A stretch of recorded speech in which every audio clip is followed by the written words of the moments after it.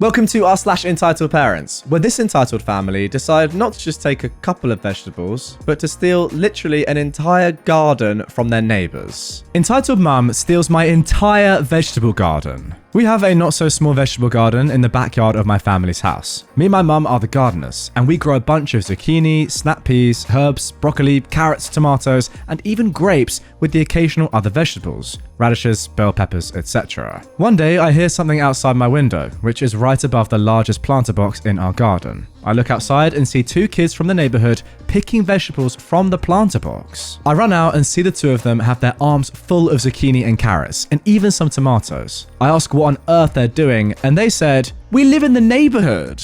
I told them that those are our vegetables, and they can't take them. But they just said, "It's our neighborhood too, we can have them if we want." And they took off before I could stop them, literally vaulting over the small fence that separates our side of the yard from the neighbors. Different neighbors, not the ones that were stealing, by the way. A few days later, I heard something outside my window again, and I look out and see the kid's mum loading a basket with vegetables from the planter. I again rush out and see that her and her kids are loading baskets with everything they could grab. I watched as the mum grabbed a handful of the chives I'd been growing and ripped them out, roots and all. My mum must have heard me run out, because she came out as well. She yelled, asking what they thought they were doing, and the kids just kept picking vegetables while the mum just turned, annoyed. "It's everyone's neighborhood and we need the food," she said, still picking from the garden and desecrating my prized chives. My mum told her that if she had just asked, we would have given them some. And even if it is everyone's neighborhood, it's our garden. She just huffed and left with her kids, and there wasn't anything that we could do.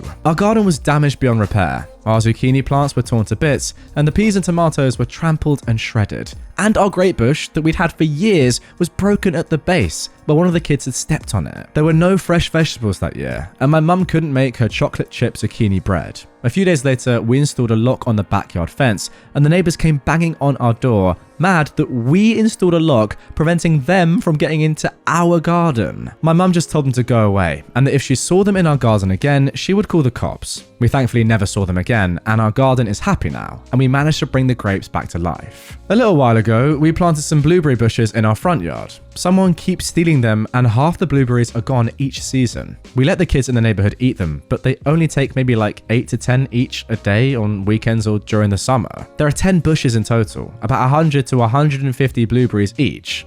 I wonder who's taking 500 blueberries every year. We haven't caught them yet, but everyone knows. Yeah, I think logic has completely gone out the window here. Realistically, I think they could have gotten away with stealing, the occasional little bit of veg. Maybe one or two things, maybe a couple of berries, but not literally everything. That's so obvious. Are you dumb? It's everyone's neighborhood and we need the food. Therefore, I'm allowed to steal it.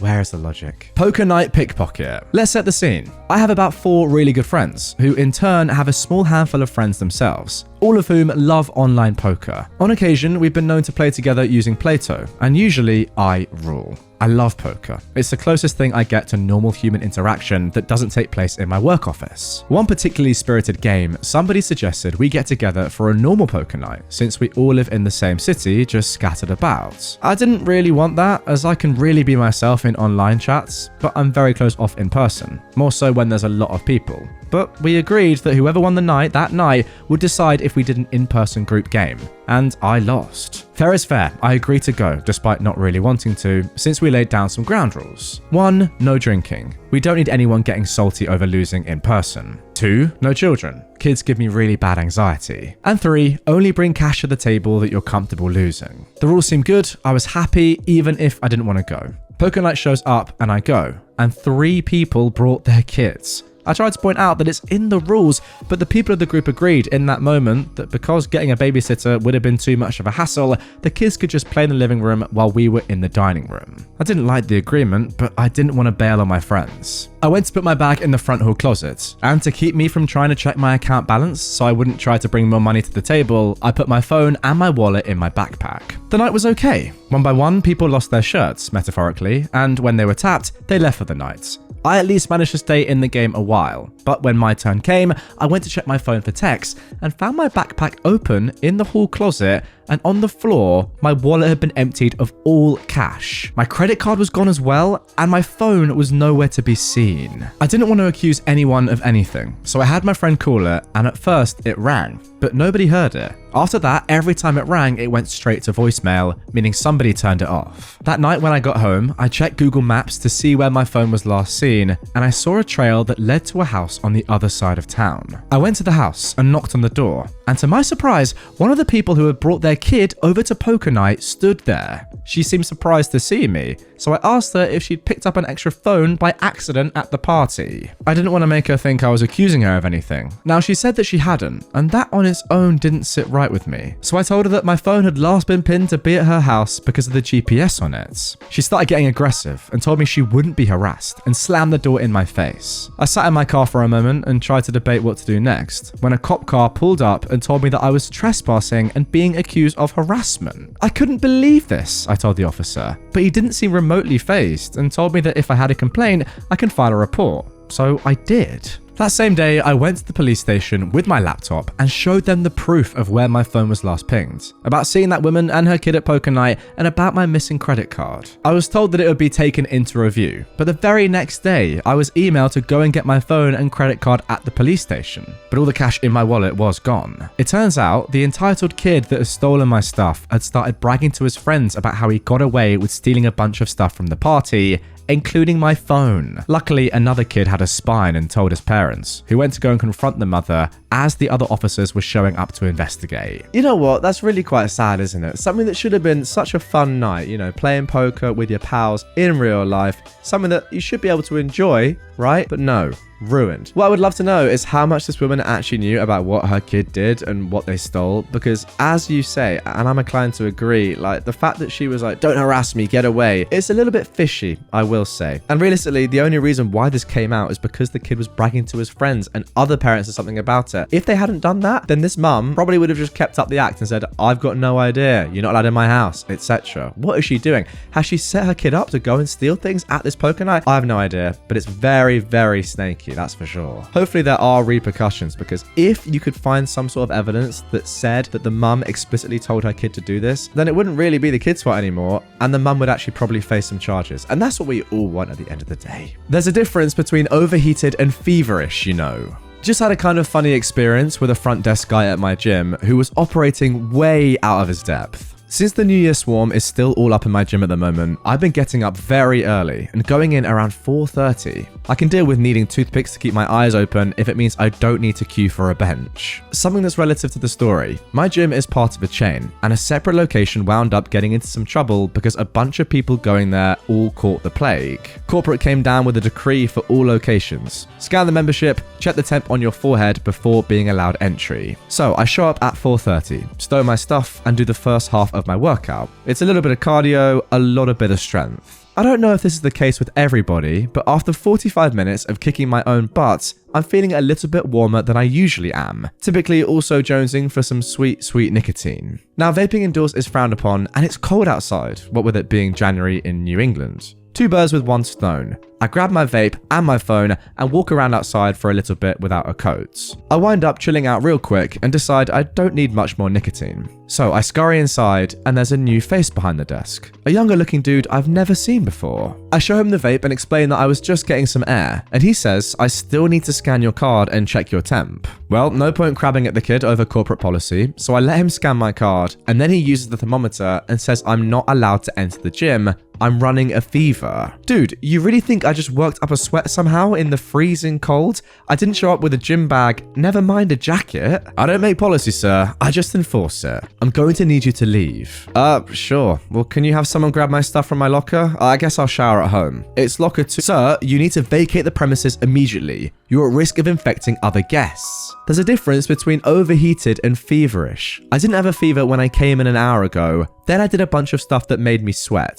Pretty sure that's going to increase my body temperature. How about you call a manager over or have someone grab my stuff from my locker? Sir, you need to exit the building immediately. You're at risk of infecting other guests. You can repeat yourself as many times as you like, man, but I'm not going home without my stuff. Now, would you like to call a manager over, or should I call the police and have them explain this to you? It was at this point that he put a finger to his earpiece and summoned building security. Right around the same time, the woman who let me in the first time came out of the bathroom with a what the actual look on her face. She gives me a dazzling customer service smile. What seems to be the problem? We start talking at the same time. This man is infected and she cuts us both off. Points at me. You first. The guy scanned my card and says I can't get my stuff because my temperature is too high. She gives me a curious look. Your temp was fine when you came in earlier.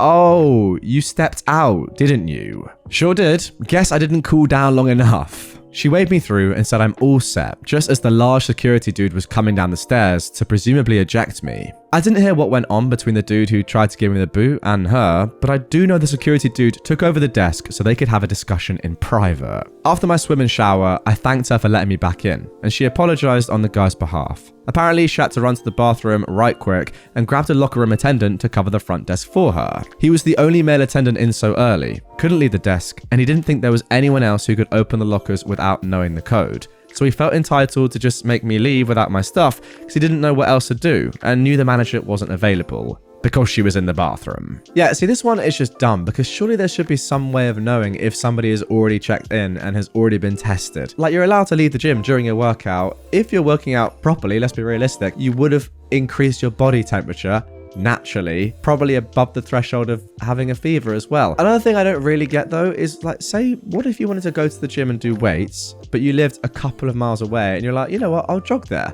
You're going to get there, you're going to be overheating, or you're going to be hotter anyway because of running, and then they're going to be like, no, you might have a fever. I get it, you need to be careful in these times. However, I don't know if this is the best method. As for this guy, yeah, I mean, this is just stupid. All he had to do was use his common sense, but common sense, clearly, it's not that common anymore. Maybe it never was. Maybe it never was. Entitled Aunt and her Christian songs. I want to open this off with a statement that I have nothing against people of religious faith. I understand that our ideals do not align, and I respect that. Now, with that out of the way, I want to tell you all about an unpleasant trait my aunt has that bothers not just me, but also my neighbours. My aunt has recently been resurfacing her faith into the Lord. She is a Roman Catholic. She recently hit a rough patch in her life and has found solace again in religion, and she won't hesitate to let you know. She'd tell you about how she cries every time in worship, how she'd always somehow work her faith into the most absurd of topics. We generally seem to get along, aside from one altercation where she expressed disgust towards my sexuality. But other than that, she treats me well and at the end respects me as a person. Well, respects in the sense that she at least has the decency to hide her distaste. She is generally a very nice person and has little to no beef with anyone in her life. That is except for how she chooses to continue her faith. Aside from the aforementioned constant mentioning, another way she'll let you know is by playing loud variations of praise and worship Hillsongs. She played these songs even in the dead of night where everyone would normally be asleep. She'd have Christian rock in the background playing. Granted, I don't fully understand why she does this, but I also know that you really shouldn't do this when almost everyone in the neighborhood unanimously agrees that you should maybe tone it down a bit. Once I asked her if she could, but she got a bit touchy and asked me if I even understood God at all. The point is I don't, but it's irritating having the same old song over and over again. It also doesn't help that it wasn't exactly the genre that I was into. I once turned down her music, and she turned a meaningful argument into a rant about how I don't appreciate the things she does for me. My parents are practically non-existent anymore. We've been living with her since their falling out. Yes, she does provide for the house. I also do try to chip in with the work regularly and carry mine and my sister's weight every now and then. But back to the music thing. We'd be kept awake each night with "Thank You Lord" and variations of such. And if that's not the case, when I do schoolwork at home, it was hard for me to focus. She wouldn't turn it down, not out of spite, but she really legitimately just didn't want to. I want to set up an intervention with her and my grandparents soon to get this thing out of the way. It's also probably worth mentioning that we'd never gotten a single noise complaint ever, just slightly annoyed neighbours irritably knocking on our door. I'm not sure she's that nice, but I digress. Yeah, this one is actually just crazy. I'm sorry. I don't really care if you're religious or you're not, how you practice, what your beliefs are. Like, it's actually so unimportant to me. I couldn't care less. You do what makes you happy and what you believe in. That's absolutely fine. However, when it starts impacting other people to this extent and you can't turn your music down in the middle of the night, then that is way too far. And it's got nothing to do with religion. I'm sorry. That's just you being a butt. Everyone has a right to their belief. Don't get me wrong. But if that belief then intrudes on everyone else and annoys everyone, then that's a little bit too far, I'm sorry. And also, like, I don't know too much about, what religion is this again? Roman Catholicism. But surely there are bits in the Bible or, you know, parts of this woman's religion that she practices and believes in that say that you have to be kind or treat other people well, or just you can't play Christian rock music in the middle of the night. That's got to be in there somewhere. Like, if there are some commandments, number 9, you can't play bad music in the middle of the night. I reckon it's in there, and quite frankly, you can't tell me otherwise. So there we go. Anyway, guys, that is going to do it for this one. Really hope you enjoyed it. If you did and you want more content from me, from r/entitled people parents right away, then you can check out the video on screen if you're on YouTube, down below if you're on podcast platforms, top link. And I'll see you all tomorrow with a brand new episode. Have a good one.